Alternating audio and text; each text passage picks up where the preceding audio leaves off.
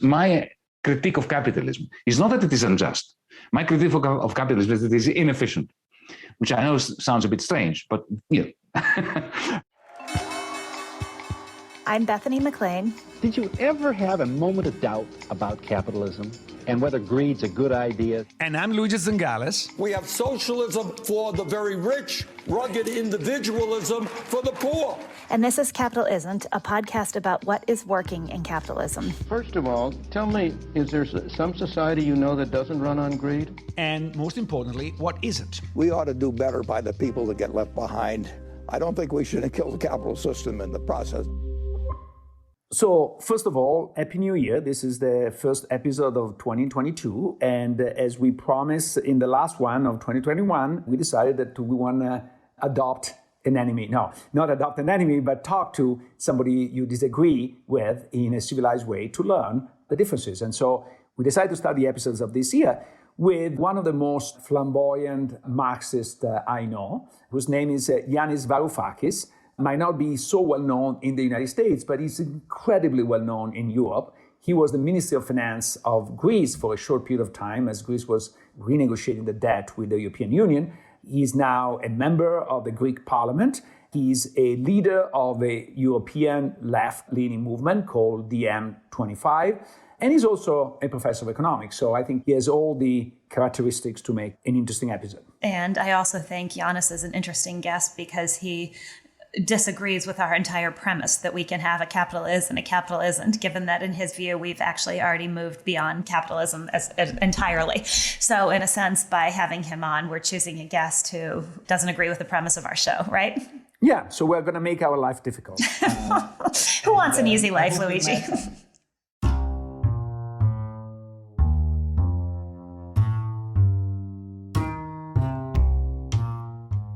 One of the aspect that I find a bit disappointing is that the intellectual opposition to capitalism is pretty empty. In a sense, there is not, at least from my perspective, I might be wrong, that's why we're interviewing people like you, is to figure out what is the most valid intellectual alternative to capitalism. So I heard you many times repeated that you feel that you are a socialist.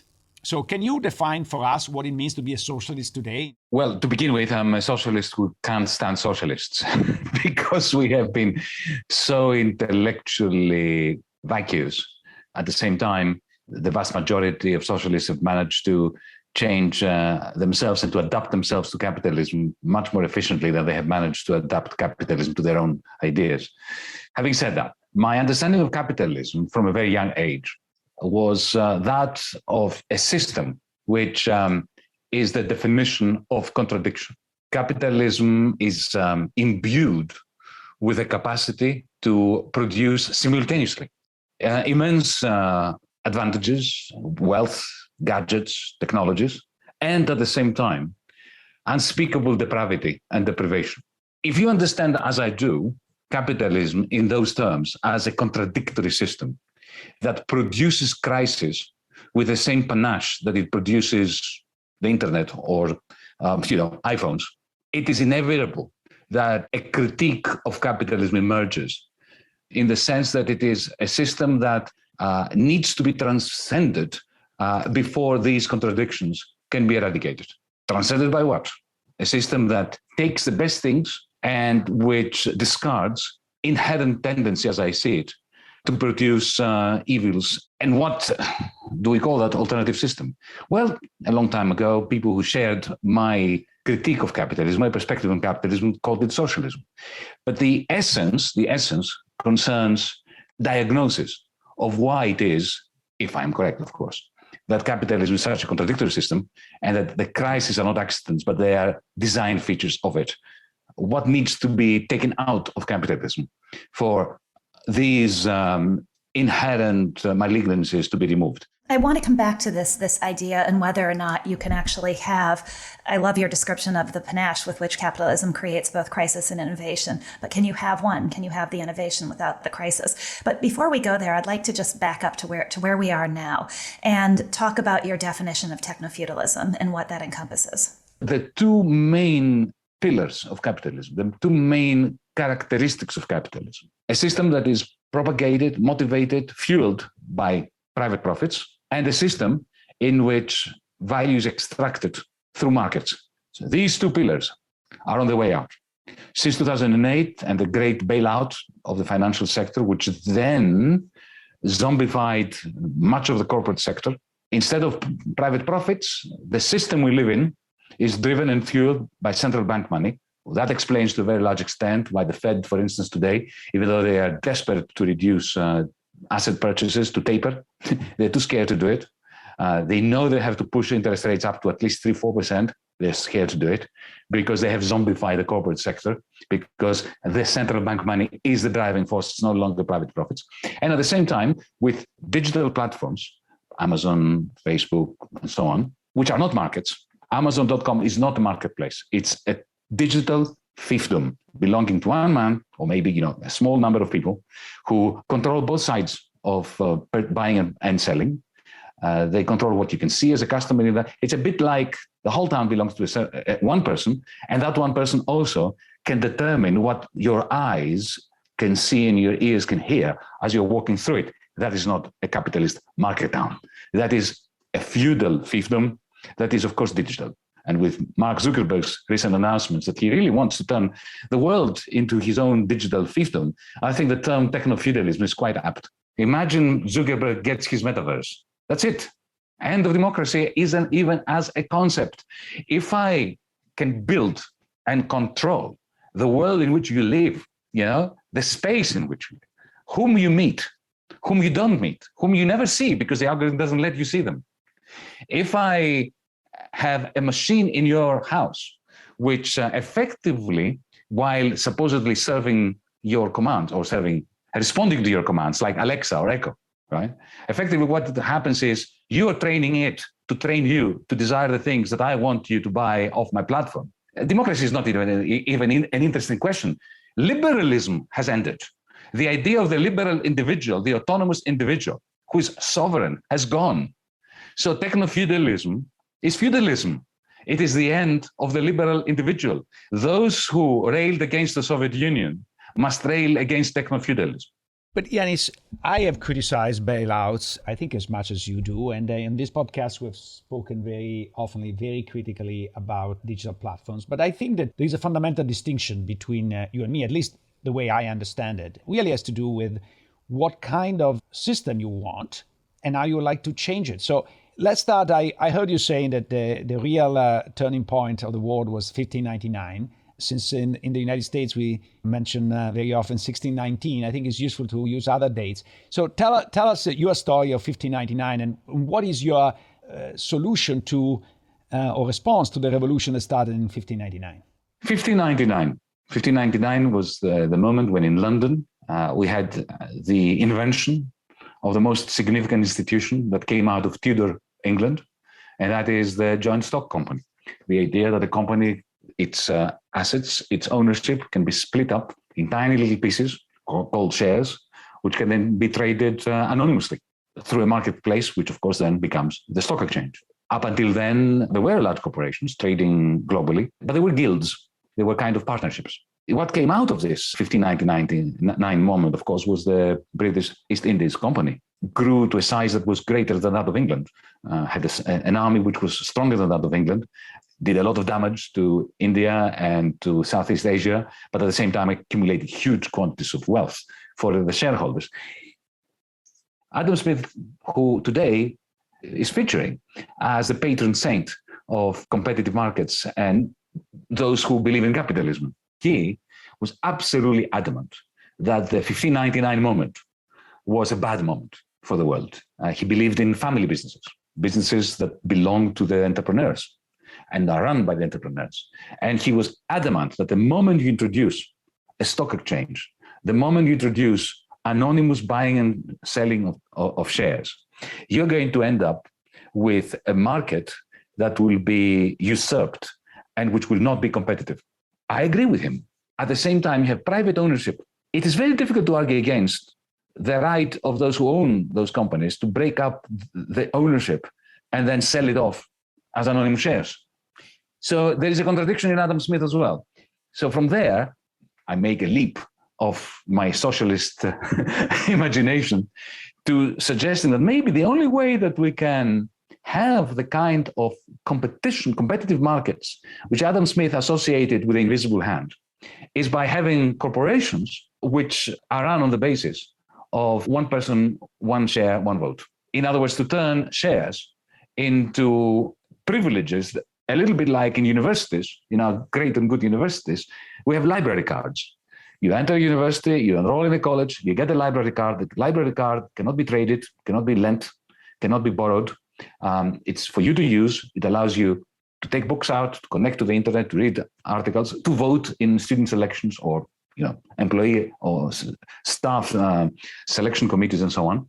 And then when you leave the university, you have to simply hand it over. The way to liberate markets, to free markets up so that markets can perform the kind of miracle that Adam Smith was talking about, you need to do away with private ownership of corporations. No, and the question is this by government fiat or by choice?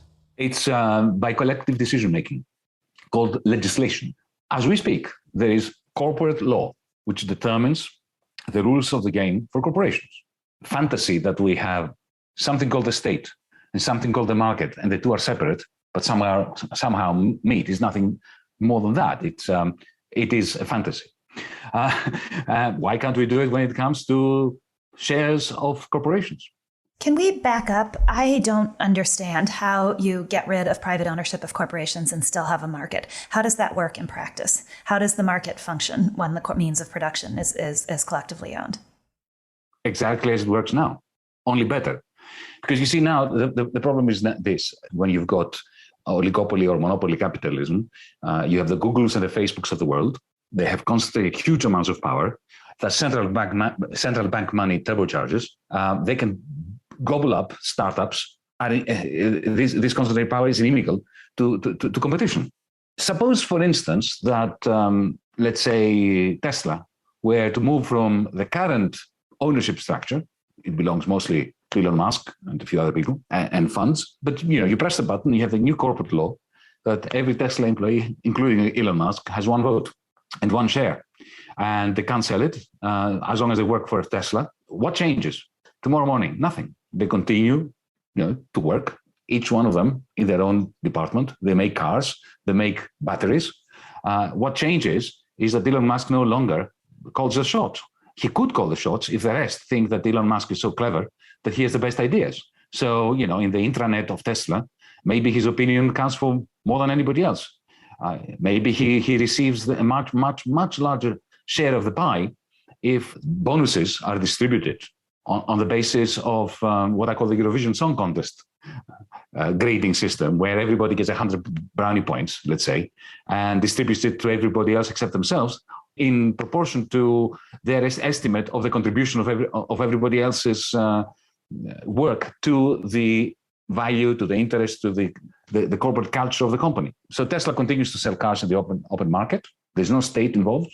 So markets are there, no difference. The only thing that is now missing is the labor market, because now all the employees share in the profits. Nobody receives a wage, and nobody receives a share of the profits. Everybody shares the net revenues of the firm.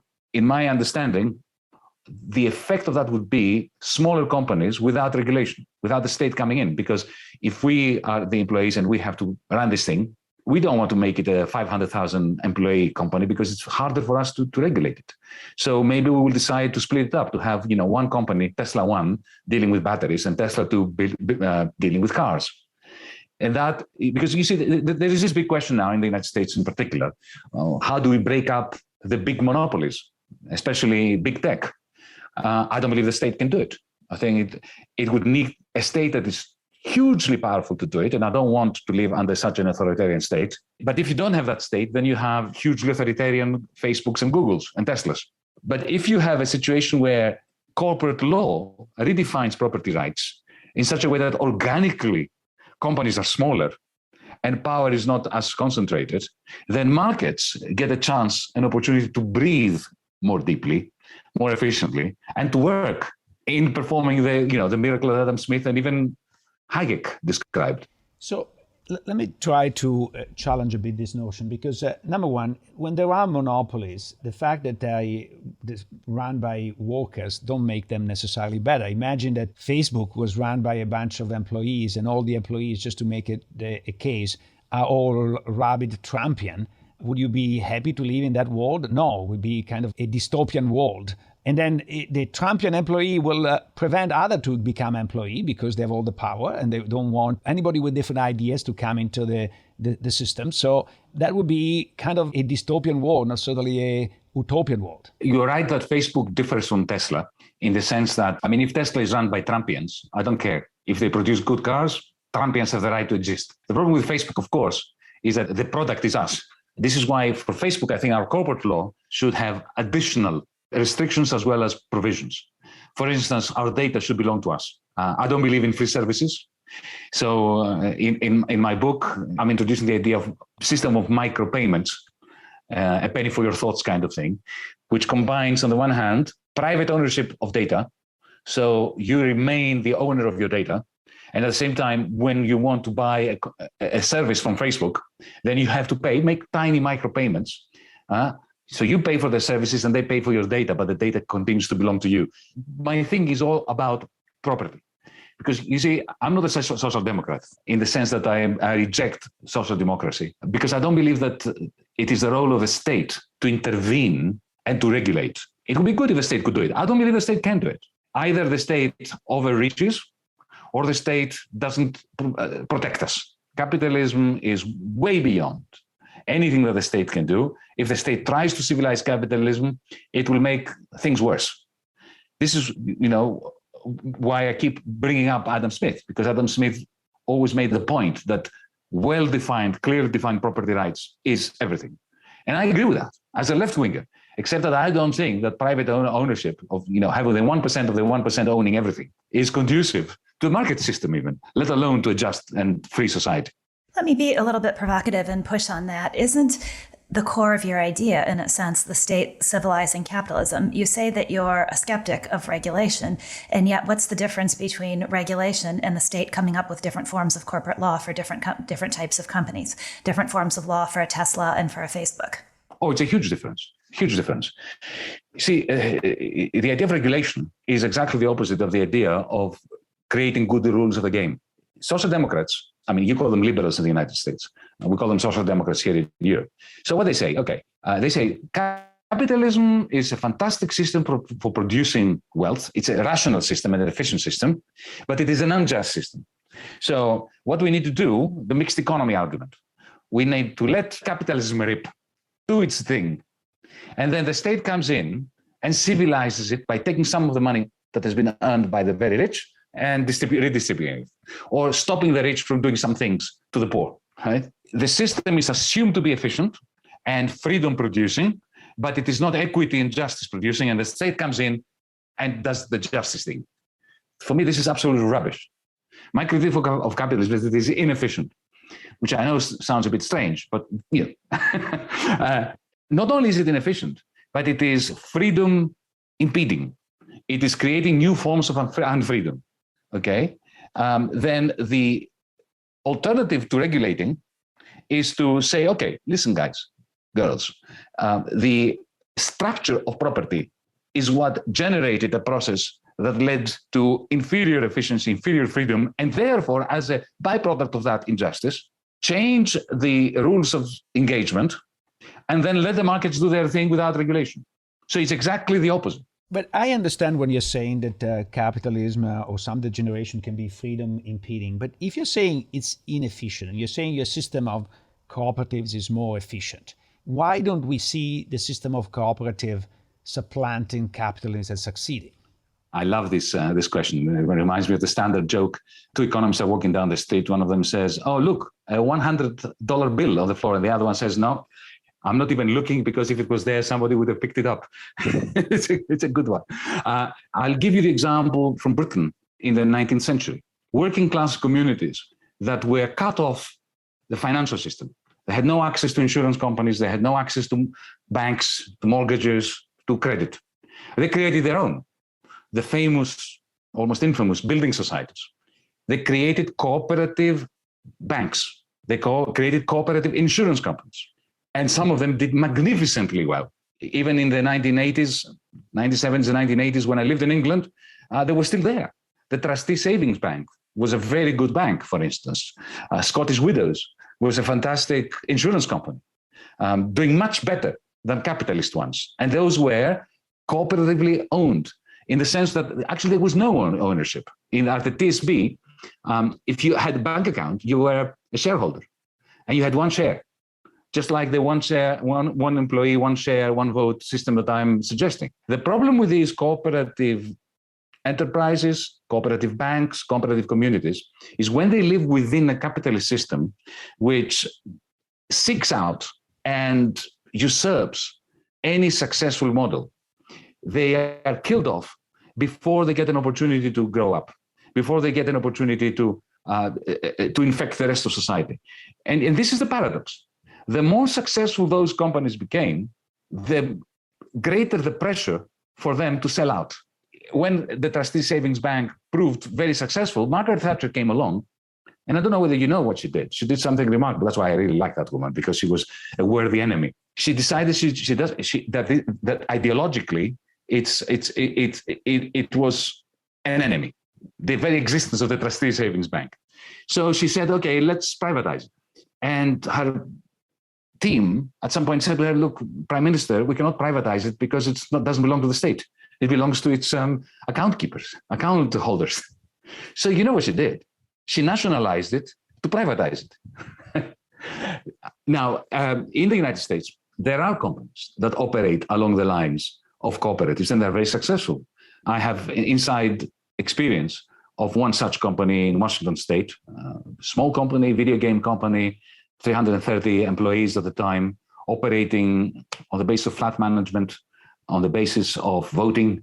It did remarkably well. It had more than $1 billion worth of revenues annually. However, the environment in which these companies live is inimical to the spreading, to the evolution, to the proliferation of this model. Can we come back to the question that I'd asked at the beginning? Can you have the innovation of capitalism without the periodic crises?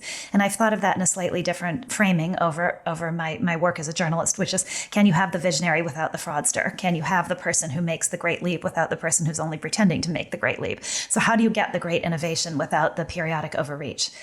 Oh, absolutely, you can. Think of the internet. The first internet was an academic military-industrial complex enterprise. There was a common purpose. Yes, the military-industrial complex was thinking in terms of nuclear war, so they wanted decentralized information systems. But then you had the MIT people, the Stanford people, all those people who were fascinated by, research for the sake of research. They were fascinated by the idea of information systems that they could create. And they created them in such a way that for many years, up until the Googles and the Microsofts and the Facebooks created the second layer of the internet, which was a privatized one on top of the original. Or still today, when you send an email using the technology of a cooperative, highly innovative, a remarkably beautiful piece of technical genius network, which was completely shared. I mean, think of Linux. I mean, what is Linux? Linux is the best software for running computers today. Even Microsoft computers today, the big Microsoft computers, run on Linux. And Linux is the answer to your question. It's the result of crowdsourcing remarkable, brilliant technologies by people who didn't try to profit from it, but who were motivated by innovation for the sake of innovation, the hunger to get as much cooperation without having the barriers that private property creates when it comes to patents and so on. Isn't it amazing how the Amazon servers, the Microsoft servers that are oligarchic, had to rely on the commons, the digital commons, in order to run their business? So yes, I do believe that innovation can actually get a boost from the cooperative model. The technology area, especially the software area, is an area where I think your argument has particular appeal. But when you move, for example, to pharmaceutical, we'll still unfortunately live in a pandemic. We're actually quite grateful that there was some organizational capability that was able to produce in less than a year a number of very effective vaccines. I happened to once at a meeting with Hugo, one of the founders of BioNTech, that is the creator of the Pfizer vaccine.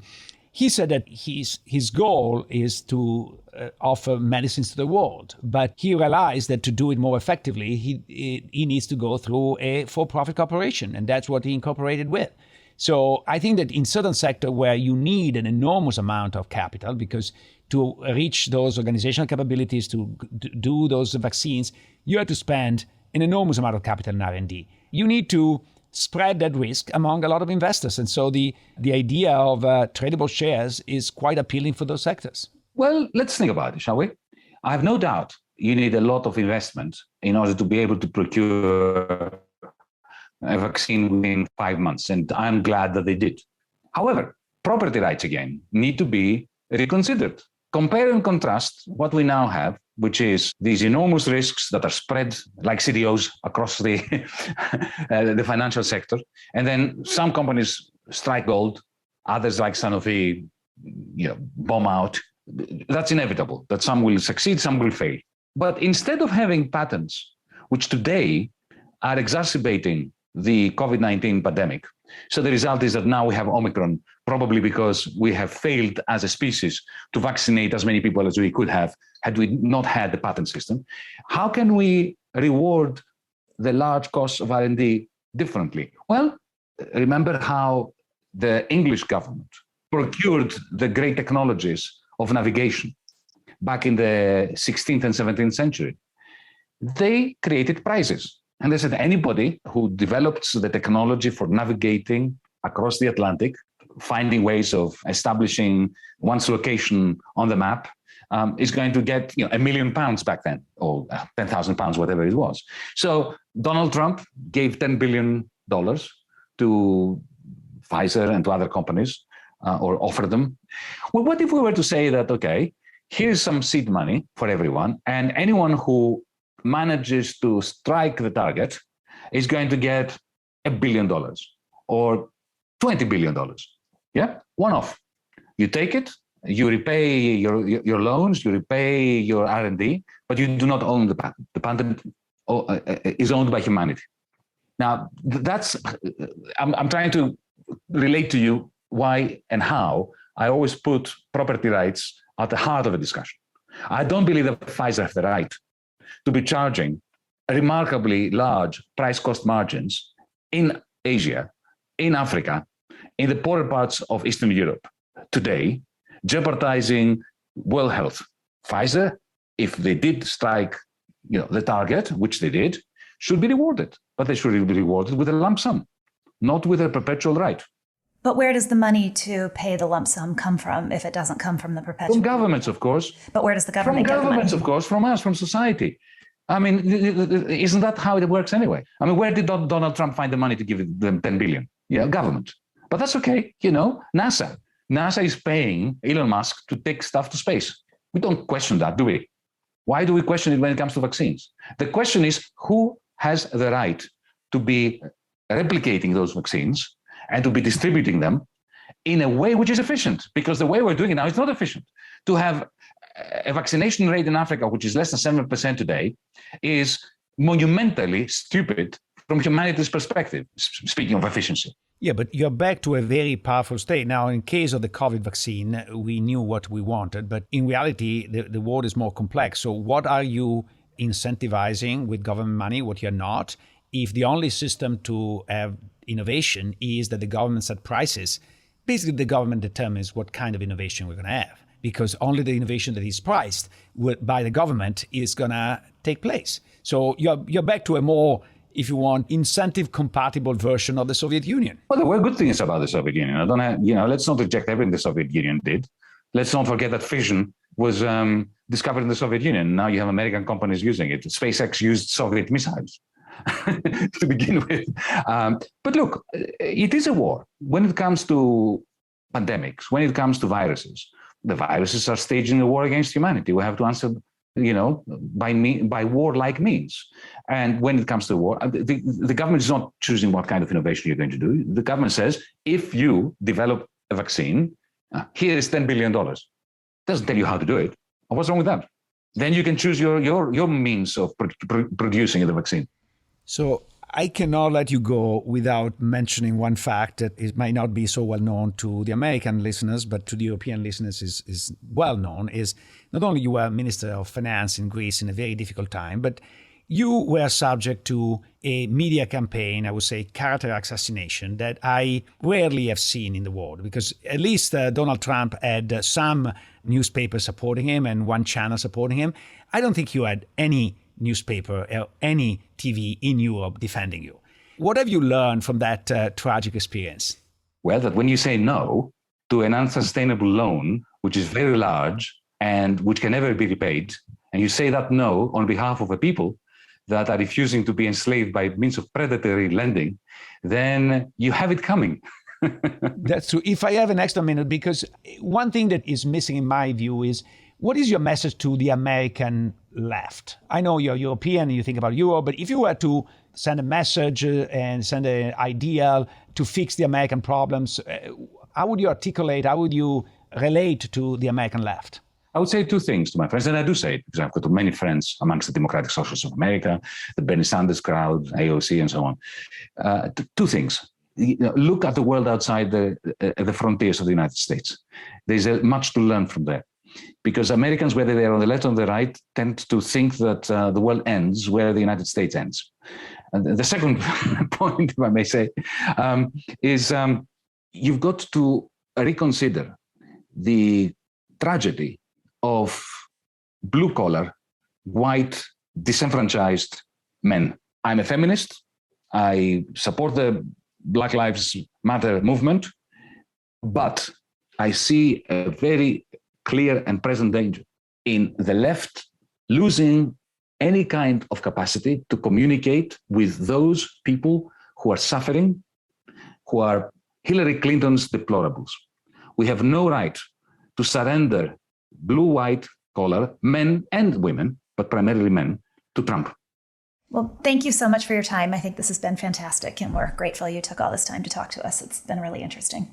Yes, Yanis, it's been fantastic. Thanks a lot for all your thoughts and to keep sort of variety alive. I think that while I don't agree with everything you say, but I think that you do play a key role in keeping democracy alive. I think that is really a challenge. But Luigi, I don't agree entirely with what I'm saying. I constantly have, the reason why I wrote a novel, you know why I wrote a novel? Because I disagree with myself on all those things. So I had to put Eva in there to mouth my disagreements that I have with myself.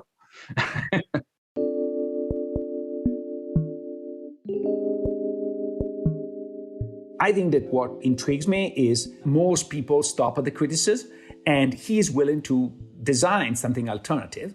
I'm not so sure I really see the paths getting together. He basically has a very idealistic view of cooperatives.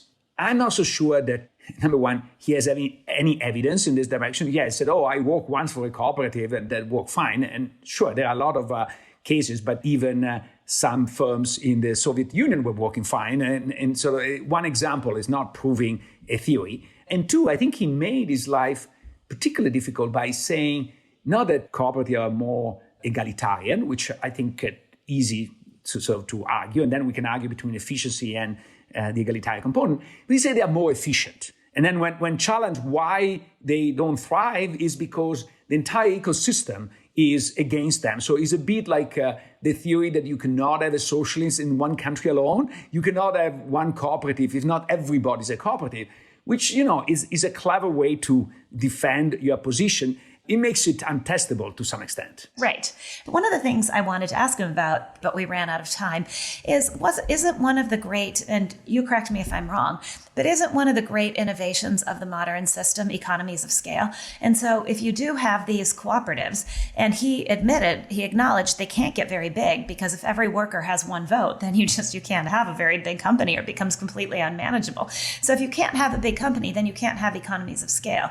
And doesn't that radically change change the means of production in a way. It doesn't just change the ownership of the production, which has been his point. It changes the entire structure. If you have thousands of small companies with no economies of scale versus one big one with economies of scale.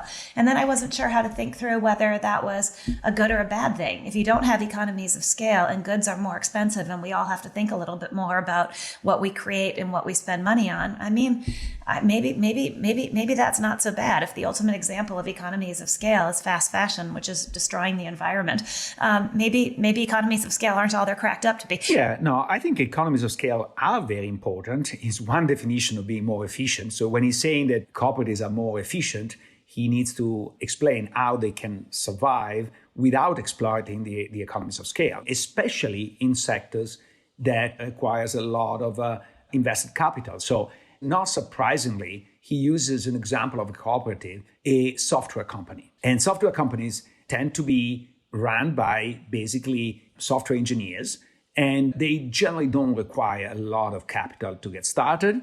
And if they're successful, they can make a lot of money. So I think in that dimension is the ideal cooperative. When you have to invest an enormous amount of money, so think about the case of the vaccine, BioNTech, that produced the vaccine that Pfizer sold, or Moderna. Now, at the end, they were helped by the government, but even before, they had to invest billions of dollars. Who's going to provide the money for that?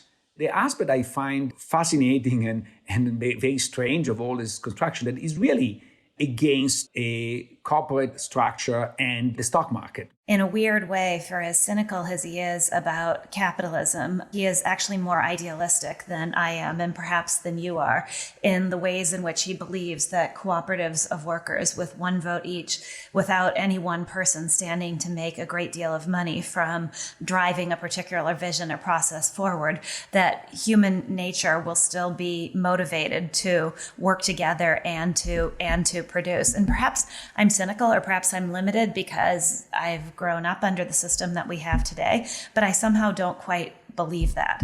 When you look at corporations or companies where great innovations are made, they often are due to the drive of one or two people. It's rarely, efforts like that are rarely cooperative. They are one person or people driving forward and marshaling a bunch of other people because they are leaders.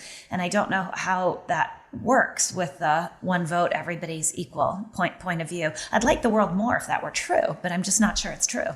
He refers to the cooperative movement that was very popular in Europe, especially at the beginning of the 20th century. As you probably know, a big chunk of the bank system in Germany is still a cooperative system. It used to be in Italy until 2015-16 with the latest financial crisis. In some situations, the cooperative system can work relatively well. What I like to think about of capitalism is more freedom of enterprise rather than necessarily a system based on corporations. Because to me, what is important is that people try with different ways. They might succeed in different ways, depending also on the circumstances. I was recently at a conference that was celebrating the 25th year of publication of an important book by a Yale law professor, Henry Huntsman. This is called The Ownership of Enterprise. And Huntsman started his career actually studying cooperatives. And he arrives to a very insightful point, which is cooperatives do relatively well as long as the workforce is very homogeneous. Why? Because they all want the same thing. Farmer cooperative, for example, work relatively well because all the farmers are very similar, they have similar objectives, and actually they do achieve some of the economies of scale of large farming without having large farming. So I think that that's an example in his favor. But once you start to have different category of workers, so think about airlines. The airlines at some point, there was the ESOP of the retirement fund of the pilots that took over, I think it was United or American. I think there are a lot of categories. There are the pilots, there are the flight attendants, there are the mechanics, there are all the other employees. And then there are large capital investments that need to be made. And that is much more difficult to do. The other thing that he completely ignores is that if everybody has a vote in a cooperative and get a share of the proceeds of the cooperative, then there would be more desirable cooperative and less desirable cooperative. So now if I am a member of a desirable cooperative, I might want to restrict entry because I don't want to dilute. Everybody want to come to the Google cooperative, and nobody want to go to the Sears cooperative, right? The Sears cooperative. I was going to pick Sears too. That's so funny. I don't know why that's popped into my brain too. We are from Chicago after all, so we know the disaster of Sears. And so how do you prevent them? How do you discriminate against them? And you need a bigger system of governance, or you leave that to either a rationing system, which will be extremely unfair, or to a political system that will create a lot of rent-seeking. So I'm not so sure how you fix that. It's interesting. I was thinking when you were talking about our conversation with Vivek Ramaswamy and how he argues that capitalism is what fixed the caste system in India. And under this cooperative model, the only way it could work that I can see is that you would get assigned to a certain cooperative at birth, which would just be another form of a caste system, right? And then in order to keep society stable, you would have to be assigned to that cooperative system. And that would be your lot in life. So if you got Sears, sucks for you. If you got Google, if you got Google, good for you. But it made me think again about Vivek's argument, that the parts of his argument that really resonated with me, which is this idea that capitalism can become like an uninvited guest if you let it spread too far into a society, but that as a way of breathing air into otherwise closed systems, it's actually done a lot of good in the world. And it's interesting to think about reversing that and going back to what would essentially be a caste system.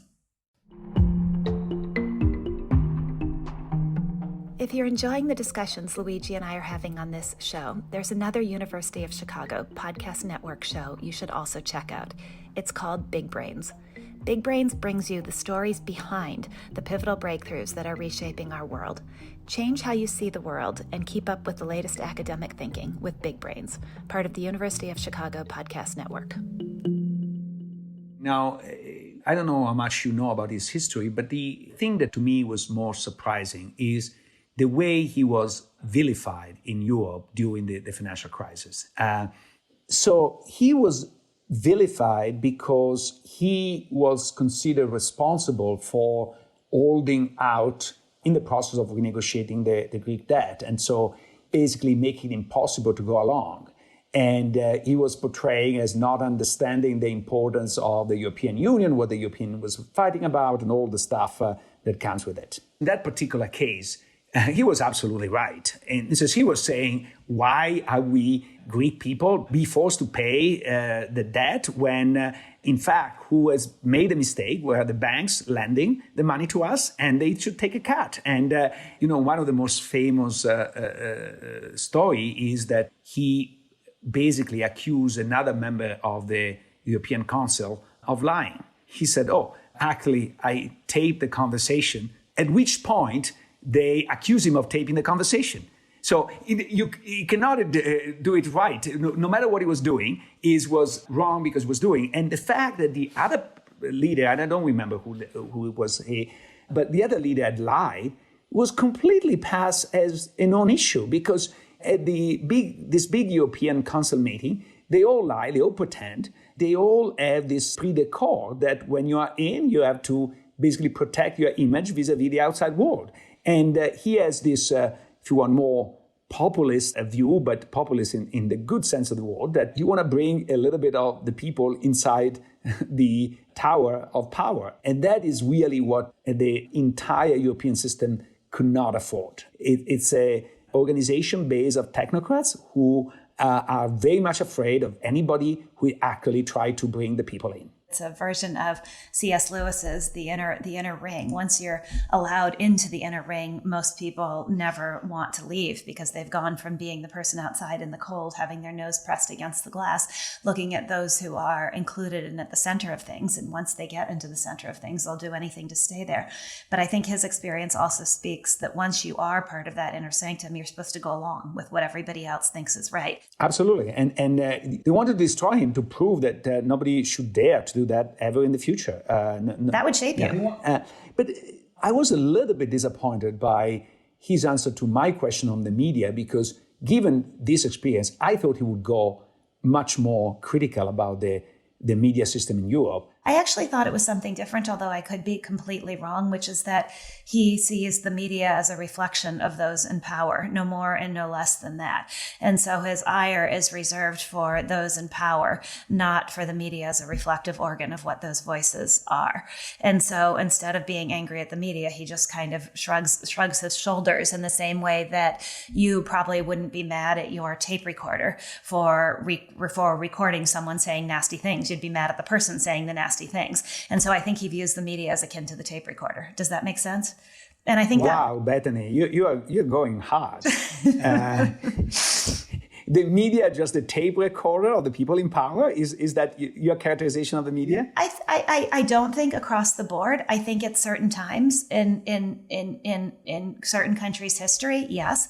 I think that you might well be right, and even more so now than in the past, because media are not that profitable, so they cannot afford to fight the people who give them money at the end of the day. I think it's less about profits. I'm going to come back to, I don't know why I'm on a C.S. Lewis mood today, but I'm going to come back to the inner ring, which is as alluring to the media as it is to anybody else. And once you're admitted into that inner sanctum of power, and you have presidents or advisors to presidents and prime ministers and finance ministers talking to you like you're an equal, that's as addictive for a member of the media as it is for anybody else. And so then the view that gets reflected tends to be that consensus view. The sense of being part of the in crowd, the sense of being where the cool people are, and having people say, oh, you're so smart. Having people who the world thinks of as smart saying, oh, you're so smart. Very, very alluring. Indeed. A lot more fun than having one of those people say, you just don't get it. Right?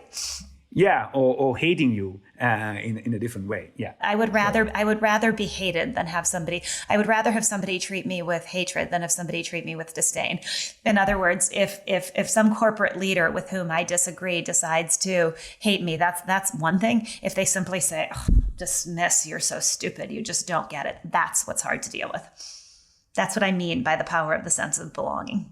Yeah, no, and you're absolutely right. And that's basically the way the entire newspaper elite, media elite treated him during the financial crisis. They treated him like an idiot. You know, you can disagree with him on a lot of things, but the last thing you can say is that the guy's an idiot. So I think, and especially, and this is true in absolute term, but if you adjust for the average level of the finance minister in Europe, he's 2 standard deviation above that average. So I think that that is particularly ironic that they really went after him on that ground when the average is not that great.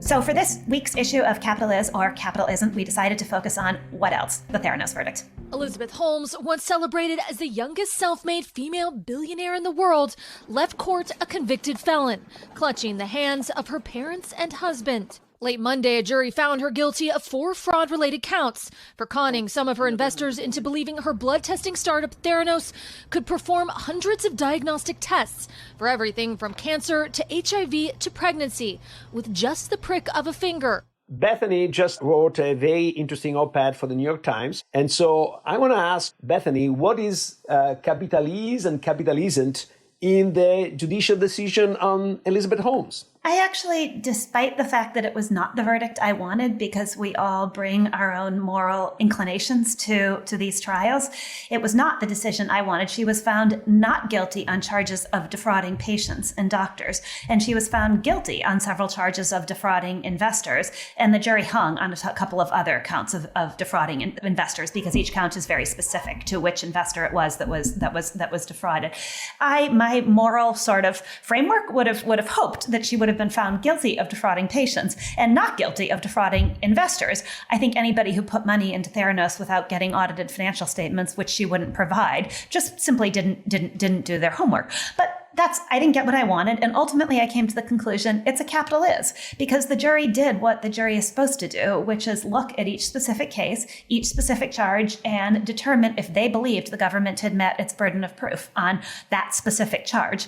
And I think that's precisely how a case should work. The verdict isn't necessarily supposed to be satisfying to us on a moral level. It's not supposed to send a larger message to society. It's supposed to be based on the specific charges and then the specific evidence presented that bolsters those those charges. So I actually came to believe it was a capital is. I would certainly not want, as I concluded the op-ed by noting, if I were on trial for something, I would not want the jury to be trying to send a larger message to anybody about my behavior. I would want them to be looking at what the charges against me were and deciding if the government had met its burden of proof. So actually, I like your reasoning, but I arrived to the opposite conclusion. In the sense that, first of all, I don't see a moral argument here. I see an economic argument, especially when there are no real victims. Let's just see if there are people that have been raped or they've been beaten or they've been killed. That's a different story. But here it's mostly about money, right? And in mostly about money, you do want to look at long-term incentives. And you're absolutely right that the long-term incentives should be, you should protect patients and you should not protect investors. And so I don't make it a moral argument, I make an economic argument, a capitalism argument that you should do that.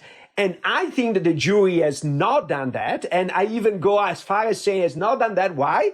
Because they're Silicon Valley people. And so they don't care about patients, but they do care about investors. So I think you would have to be in the jury room. You would have to have been in the deliberations to know that. I see it differently, and a juror was on Good Morning America talking about it. And the reason, at least according to this juror, that they didn't convict on the patient counts was essentially that they thought that Holmes had a right to rely on the reassurances given to her by her underlings about the technology that she, and so I may not like that. I want her to be guilty on those charges for the same reason you do. I think you as an investor, especially as a big investor, supposedly sophisticated investor, have the duty to do your homework, to do your due diligence, to get those audited financial statements. You as a patient going in for a blood test are not supposed to have to do due diligence on whether or not your blood test provider is actually providing a test that works, right? But the jury wasn't asked to rule about that large moral piece of it. They were asked to rule, did Elizabeth Holmes specifically understand that her tests weren't working? And based on the evidence presented to them, they said no. In fact, the juror on Good Morning America said she believed. She believed in her technology. So I don't like that answer. I'm not sure we really disagree on this. I don't like that answer. But I think the jury did its job. Because in the end, it's not about getting to the answer that you like. It's about it's about very specifically deciding, did the government meet its burden of proof? And they decided that the government didn't.